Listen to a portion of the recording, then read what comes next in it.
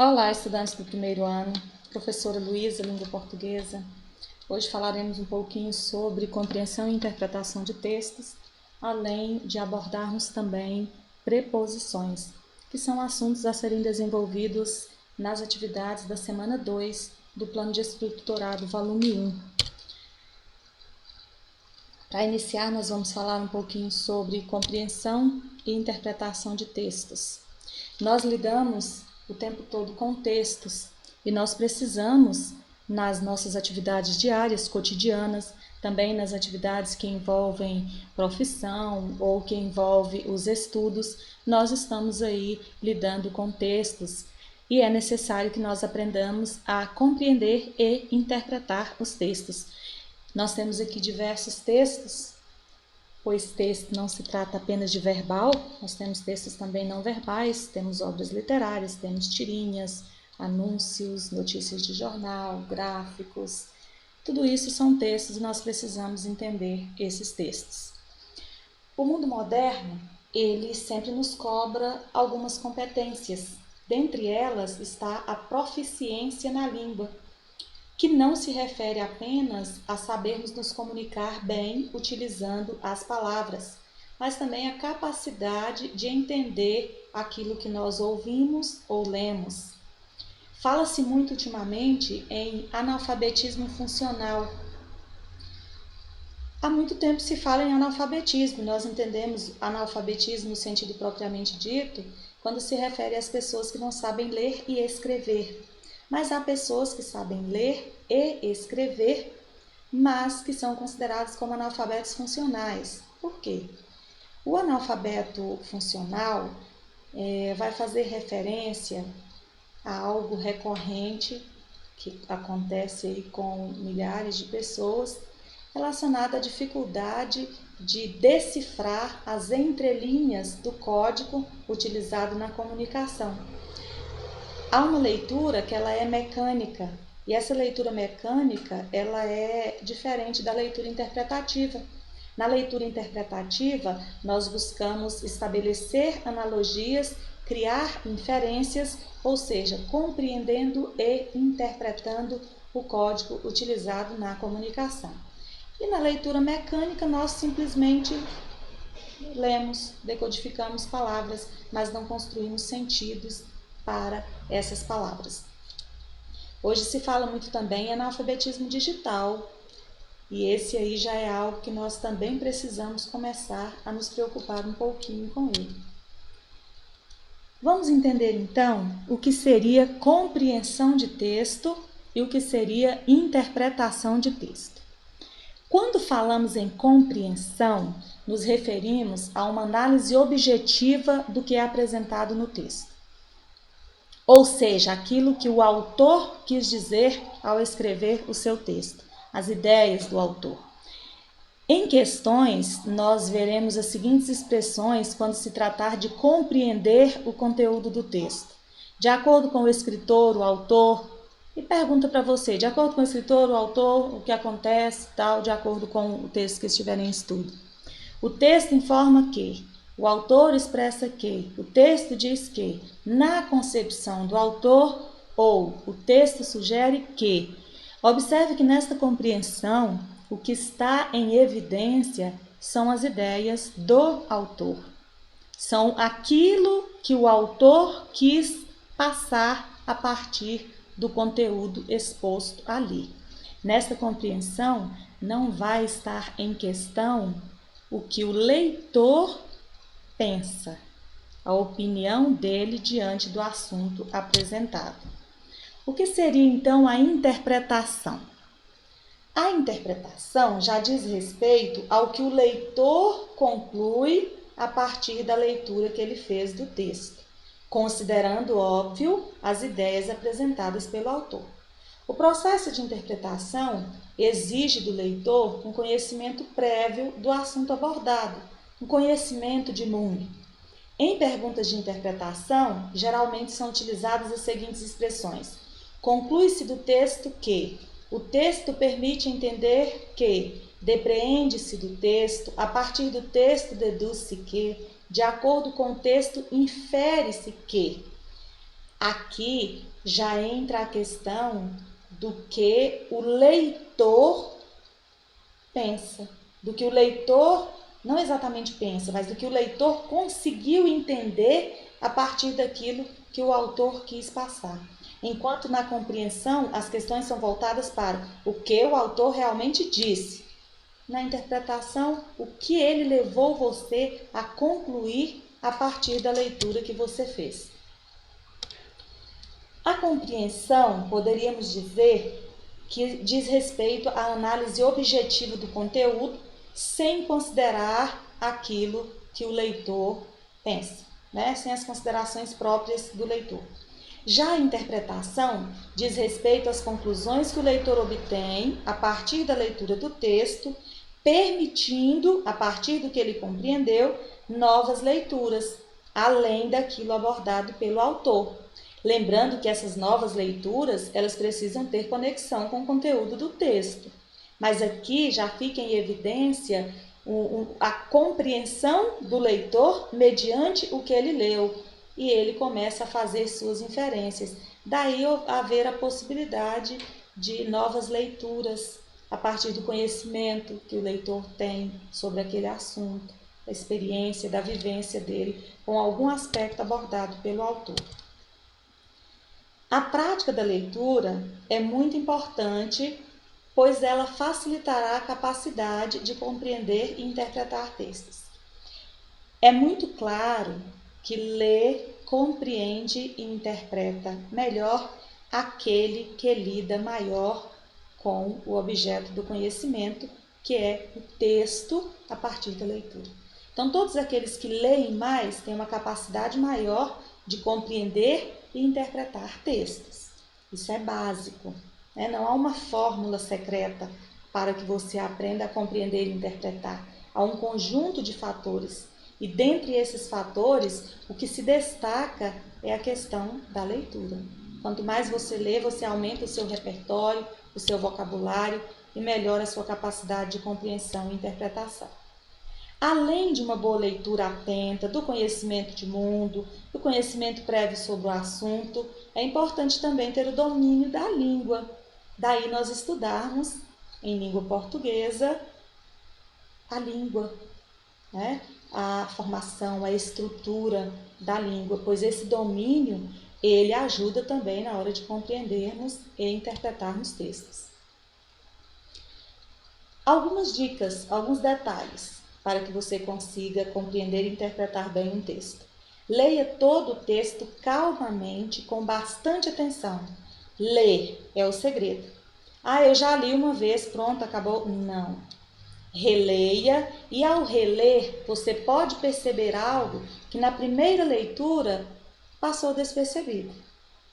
É interessante também que nessa releitura você marque possíveis palavras que de repente apareceu ali e você desconhece o significado. Se houver a possibilidade, recorra a um dicionário e procure o significado dessas palavras. Mas eu estou fazendo uma prova. Como é que eu vou acessar o dicionário? Aí já não tem jeito. Você vai tentar descobrir o significado da palavra a partir do contexto em que ela foi utilizada. Mas num treino onde você está fazendo a atividade, agora, por exemplo, você vai fazer a atividade do PET, você pode recorrer ao dicionário. Já temos dicionários online que você pode utilizar para fazer sua pesquisa sem ser necessariamente um dicionário físico de papel. Procure identificar as ideias principais abordadas em cada parágrafo e vá sublinhando, destacando essas ideias. Não se esqueçam de que o texto ele é organizado em parágrafos, não é aleatoriamente, não é simplesmente para ficar bonitinho à disposição no papel, é para organizar as ideias, para que haja uma coesão e assim produzir um texto com mais coerência. Então, quando o autor separa os parágrafos bem bonitinhos, há ali uma intenção, organizar as ideias de acordo com os parágrafos. Então, leia cada parágrafo, tentando identificar qual é a ideia principal abordada naquele parágrafo. Destaque ali o que você considerou importante, também pode ajudar. Concentre-se nas ideias apontadas pelo autor. Observe bem o que ele disse para você compreender o que ele disse. E a partir daí, você chegar a uma conclusão, que seria a interpretação. Importante também você procurar no texto separar o que é fato do que é opinião. Fato é aquilo comprovado. Opinião é aquilo que o autor do texto deixou em evidência, que é o que ele pensa a respeito do assunto. O PET traz então a primeira questão de interpretação de texto, um texto muito bacana da Cecília Meirelles. Nós vamos fazer a leitura desse texto e você, fazendo aí para responder sua atividade, já pense na questão que nós acabamos de discutir. Comece a considerar quais foram as ideias apresentadas pelo autor. Vai facilitar muito para você. Compensação. Hoje eu queria apenas abrir um álbum antigo de fotografias onde não houvesse gente de olhos duros e mãos aduncas, onde umas boas senhoras pousassem no papel com delicadeza, não para sobreviverem eternamente, mas para mandarem seu retrato às amigas com finas letras de sincera afeição. Um álbum onde aparecem os bons velhos que não faziam negociatas, que não sabiam multiplicar dinheiro, que usavam roupas desajeitadas, sofriam de reumatismo, liam Virgílio e Horácio e não tinham medo de fantasmas do porão. De lá, de dentro de seus retratos, essas senhoras estariam dizendo: meus filhos, nada disso vale a pena. E saberíamos que falavam de parentes sôfregos, ávidos de partilhas, uns querendo herdar as terras do morro, outros a mata, outros a várzea, todos vivendo já do testamento, antes mesmo da extrema-unção. Hoje eu queria ficar folheando este álbum, onde não desejaria encontrar aqueles herdeiros. Hoje eu queria ler os livros que não falam de gente, mas só de bichos, de plantas, de pedras. Um livro que me levasse por essas solidões da natureza, sem vozes humanas, sem discursos, boatos, mentiras, calúnias, falsidades, elogios, celebrações. Hoje eu queria apenas ver uma flor abrir-se, desmanchar-se, viver sua existência autêntica, integral, do nascimento à morte, muito breve, sem borboleta nem abelha de permeio. Uma existência total no seu mistério. E antes da flor, não sei. Esta ignorância humana, este silêncio do universo, a sabedoria. Hoje eu queria estar entre as nuvens, na velocidade das nuvens, na sua fragilidade, na sua docilidade de ser e deixar de ser, livremente, sem interesse próprio, confiante, à mercê da vida, sem nenhum sonho de durarem um pouco mais, de ficarem no céu até o ano 2100, de ter emprego público, férias, abono de Natal, Montepio, prêmio de loteria, discurso à beira do túmulo, nome em placa de rua, busto no jardim. Ó nuvens prodigiosas, criaturas efêmeras que estáis tão alto e não pretendeis nada, e sois capazes de obscurecer o sol e de fazer frutificar a terra, e não tendes vaidade nenhuma, nem apego a esses casos. Hoje eu quereria andar lá em cima das nuvens, com as nuvens, pelas nuvens, para as nuvens. Hoje eu quereria estar no deserto amarelo, sem beduíno, camelo ou rebanho de cabras, no puro deserto amarelo, onde só reina o vento grandioso que leva tudo, que não precisa nem de água, nem de areia, nem de flor, nem de pedra, nem de gente. O vento solitário que vai para longe de mãos vazias. Hoje eu queria ser esse vento. Bacana esse texto, né? Talvez você considere um pouco difícil de interpretar. Algumas palavras apareceram que são diferentes aí do nosso cotidiano habitual, então vamos treinar agora aquilo que nós aprendemos. Pegue aí um papel, anote as palavras que você desconhece o significado e procure conhecer o significado dessas palavras para melhorar a sua compreensão e interpretação do texto. A primeira questão diz: identifique e escreva o tema principal que é tratado no texto. Justifique com alguma parte do texto. O que é tema principal? O assunto principal. Sobre o que a autora gostaria de falar. Lógico que surgem outros assuntos ao longo do texto, mas qual seria o principal? o assunto principal. E aí você vai procurar um trechinho do texto e vai copiar que justifique essa sua resposta. 2. Leve em consideração o seguinte trecho para responder o que se pede. Hoje eu queria ler uns livros que não falam de gente, mas só de bichos, de plantas, de pedras. Um livro que me levasse por essas solidões da natureza, sem vozes humanas, sem discursos, boatos, mentiras, calúnias, falsidades, elogios, celebrações. Hoje eu queria apenas ver uma flor abrir-se, desmanchar-se, viver sua existência autêntica, integral, do nascimento à morte, muito breve, sem borboleta nem abelha de permeio, uma existência total no seu mistério e antes da flor, não sei. A primeira questão diz, a autora compara duas variantes linguísticas, então vamos lembrar o que são essas variantes linguísticas. Quando nós falamos em variação linguística, nós nos referimos à capacidade que a língua tem de variar, de mudar, de alterar, considerando alguns aspectos como a classe social, a história, a região, a situação, se é uma linguagem mais formal ou informal, padrão ou não padrão, de acordo com a situação. Quais são essas variantes? Depois, também na mesma questão, pede para você transcrever 3 palavras que representem cada uma das variantes utilizadas no texto. Então, pense aí na questão da variação histórica, da variação regional, da variação situacional, que depende do contexto, do momento, da formalidade ou informalidade. E a B pede para você grifar todas as preposições que você identificar no trecho acima. Então, abordou aqui a questão das preposições, então vamos relembrar o que é a preposição. Na língua portuguesa, as palavras estão organizadas em 10 classes. São 10 classes de palavras. E dentre essas 10 classes, nós temos a preposição, que é uma classe de palavras invariável, ou seja, ela não flexiona para indicar gênero ou número, masculino, feminino ou singular e plural. Essas palavras, elas servem para ligar outras palavras e nessa ligação estabelece uma relação de vários sentidos. É usada para marcar as relações gramaticais que substantivos, adjetivos, verbos e advérbios desempenham dentro do discurso.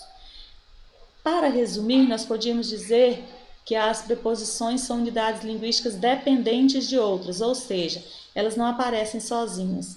Elas servem justamente para estabelecer ligação entre 2 termos. Vamos falar um pouquinho sobre os tipos de preposições para nós entendermos dentro do contexto. Como já dizíamos, elas são dependentes, elas não existem por si só, elas vão estabelecer relações entre 2 termos, um termo regente, que pede a preposição, e o termo regido, que é o que completa o sentido exigido por aquela preposição. Preposições essenciais. Essas não desempenham nenhuma outra função que não seja ser preposição. E aqui estão as preposições essenciais. A, ante, até, após, com, contra, de, desde, em, entre, para, perante, por, sem, sob, sobre, traz. Essas, em qualquer situação que você vê-las utilizadas dentro do discurso, elas serão preposições. Temos também as preposições denominadas de acidentais. Por que acidentais? Porque dependendo do contexto, elas podem atuar como preposições, mas em outras situações elas podem ser também de outras classes gramaticais. Nós temos ali, por exemplo, a palavra conforme. Dependendo da situação, ela pode ser uma conjunção conformativa e não uma preposição. Temos ali segundo. Segundo pode, dependendo do contexto, ser até numeral, um numeral ordinal. Dependendo da situação, vai ser preposição ou conjunção. Por isso são chamadas de acidentais. As preposições, elas também formam combinações e contrações ao unirem-se com palavras de outras classes gramaticais, como os artigos, os pronomes. O que nós precisamos observar é que, ao unir com uma dessas palavras, a palavrinha formada, ela continua tendo valor de preposição. Temos aqui alguns exemplos de preposição, mas o artigo definido, da, então da é uma preposição que ocorreu a partir da combinação de de mais a. Em mais o, no, de mais essa, dessa, e assim teríamos ainda outras. Além disso, nós temos as locuções prepositivas, que é quando há a união de duas ou mais palavras que atuam como preposição e a última palavra da expressão é uma preposição. Toda vez que nós pensamos em locução, nós já vamos pensar em mais de uma palavra e a última palavra vai ser uma preposição. Temos aqui alguns exemplos: por cima de, por causa de, junto de acordo de. As preposições, elas estabelecem também relações semânticas entre o termo regente, aquele que pede a preposição, e o termo regido, que é aquele que completa o sentido dessa preposição.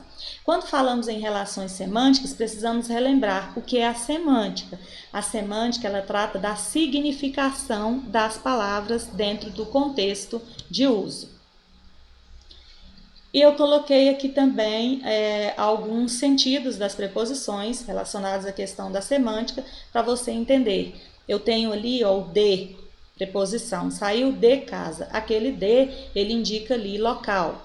O mesmo de utilizado em outra situação, ele vai indicar causa. Chorava de dor, causa. O livro é de Paulo, posse. Partiu de manhã, tempo. E temos umas outras ali, distância, situação, companhia, tempo, finalidade, conformidade, instrumento. Sempre o valor semântico da preposição será determinado pelo contexto de uso, ou seja, em que situação foi utilizado dentro do discurso. Aí vem a questão 3 do PET. Observe os textos 1 e 2. Aí temos ali o trechinho texto 1, trechinho texto 2. Os textos 1 e 2 possuem uma estrutura semelhante e as palavras negritadas neles são preposições.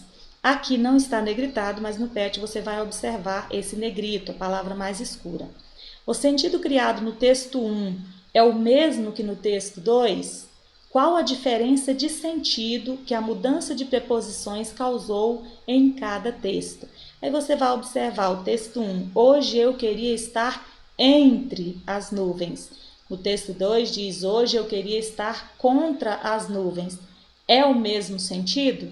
E aí você vai fazer essa interpretação. Então, a gente continua aqui trabalhando dentro da compreensão e interpretação, colocando aí também um elemento da gramática, que é a questão das classes de palavras, a preposição. São essas as atividades da semana 2. Hoje nós tentamos aqui conversar um pouquinho sobre, para ajudar vocês. Em outro momento nós voltamos com a correção, onde você vai conferir o que você entendeu, o que você compreendeu para responder as suas questões. Até a próxima!